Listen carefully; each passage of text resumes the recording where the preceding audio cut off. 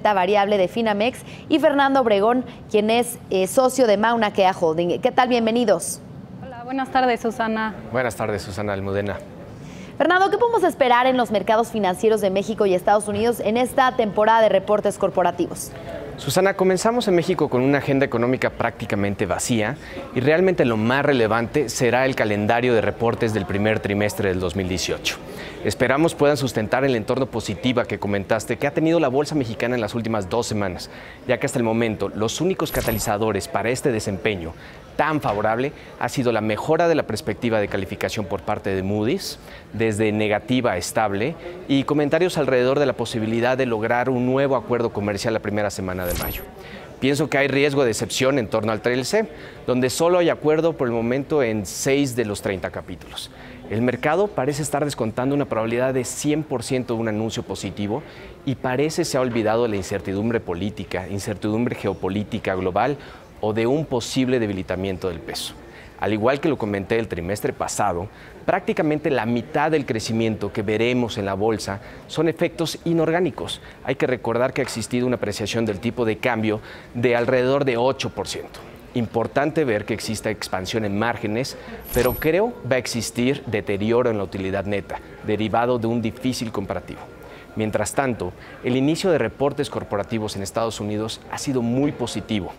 El Standard & Poor's se encuentra en máximos de 3 semanas, apoyados por los informes de las emisoras. Echándole un vistazo a Bloomberg, observamos que 27 de 34 empresas que han reportado forman parte del índice y lo han hecho con estimados, batiendo los estimados positivamente. En nuestro país vecino, las cosas lucen diferente. Los primeros que reportaron fueron los bancos, cuyas ganancias fueron beneficiadas por la reforma fiscal. También vemos a Netflix, que como lo comentaron, reportó el mejor trimestre en su historia e incrementos en suscriptores. Vemos al Fondo Monetario Internacional incrementando el pronóstico de PIB derivado de la reforma fiscal, o también tenemos una capacidad instalada trabajando de máximos de 3 años. Y ya que hablabas de reportes trimestrales, Almudena, ¿qué podemos esperar en el sector de consumo en México? Pues mira, Susana, considero que va a ser muy importante ver cómo reportan las compañías del sector de consumo en México, ya que el sector mostró una desaceleración a finales del 2017 y este sector ha sido clave en el crecimiento de México en los últimos 3 años. Ahora, si vemos los datos de consumo al primer trimestre del 2018, son mixtos. Mira, por ejemplo, se ha visto desaceleración en la confianza del consumidor, al igual que en el crecimiento de consumo privado. Por otro lado, por ejemplo, la Asociación Mexicana de la Industria Automotriz reportó menor demanda del público por automóviles. Otro indicador que también podemos ver es el crecimiento en ventas que reporta mensualmente la ANTAD, que es la Asociación Nacional de Tiendas de Autoservicio y Departamentales, que a finales del 2017 y principios del 2018 las ventas decrecieron en términos reales, o sea, es decir, tomando en cuenta la inflación. Sin embargo, el dato de marzo sorprendió positivamente a los analistas. Además, la inflación ha empezado a disminuir, reduciendo la presión a la baja sobre el crecimiento de salarios reales, y además el empleo formal continúa creciendo.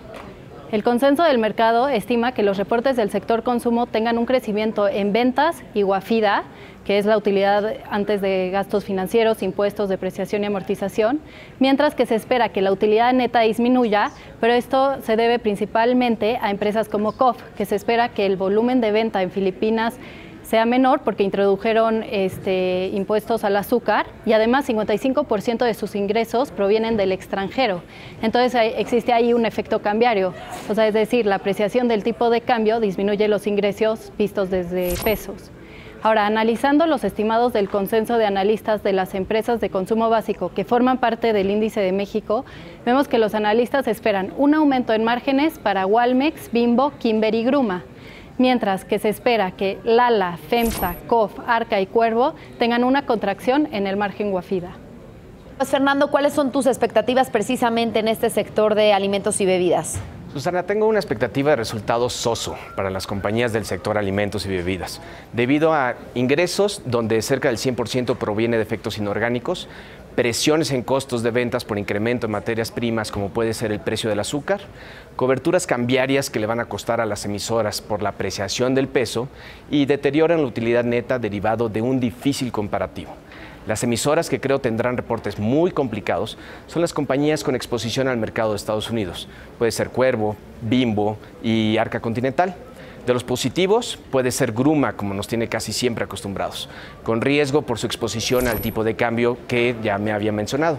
Positivos tenemos Lala por la consolidación de Vigor, así como Bachoco. Espero resultados débiles pudieran ser para empresas como Bimbo, con todo y buenos volúmenes en México, Arca Continental, presionada por costos del azúcar, y Cuervo, que tiene una desaceleración fuerte en el mercado estadounidense. Nos dices de los reportes de los grupos aeroportuarios. Pues mira, Susana, se espera que OMA reporte mañana sus resultados al primer trimestre del 2018. El consenso de analistas espera que las ventas disminuyan 10% año contra año, pero se espera que la Guafida crezca 19%. Y de acuerdo a los datos reportados de tráfico total de pasajeros, OMA en el primer trimestre del 2018 creció 8% con respecto al mismo trimestre del año anterior. El crecimiento se dio principalmente en el tráfico de pasajeros nacionales. Ahora, el reporte de GAP, que se espera el 26 de abril, el consenso de analistas espera que tenga un crecimiento en ventas de 7% comparado con el mismo trimestre del año anterior, mientras que la Guafida crezca 15%. Ahora, en el tráfico total de pasajeros, en el primer trimestre del 2018 creció 12.9% con respecto al mismo trimestre del año anterior. Y al contrario que OMA, en GAP el crecimiento se dio principalmente en el tráfico de pasajeros internacionales. Y por último, se espera el reporte de ASUR el 23 de abril. El consenso de analistas espera que las ventas tengan un crecimiento de 31% y el Guafida también esperan que crezca 31%. El tráfico total de pasajeros en los aeropuertos de México en el primer trimestre creció 9.3% con respecto al trimestre del año anterior. Al igual que GAP, el crecimiento fue impulsado por el tráfico de pasajeros internacionales. Sin embargo, el tráfico de los aeropuertos de Puerto Rico y Colombia siguen registrando caídas. Ahora, es importante recordar que existe un efecto calendario positivo, ya que Semana Santa este año fue en marzo y en 2017 fue en abril. Pero aún así se esperan reportes positivos en el sector. Bien, pues estaremos atentos a estos reportes. Gracias por el análisis de hoy, Almudena Ruiz, directora de gestión de renta variable de Finamex, y Fernando Obregón, socio de Mauna Kea Holding. Muy buenas tardes. Buenas tardes, Susana. Gracias, muy buenas tardes. Con esto hacemos una pausa y regresamos con más información a ganadores y perdedores.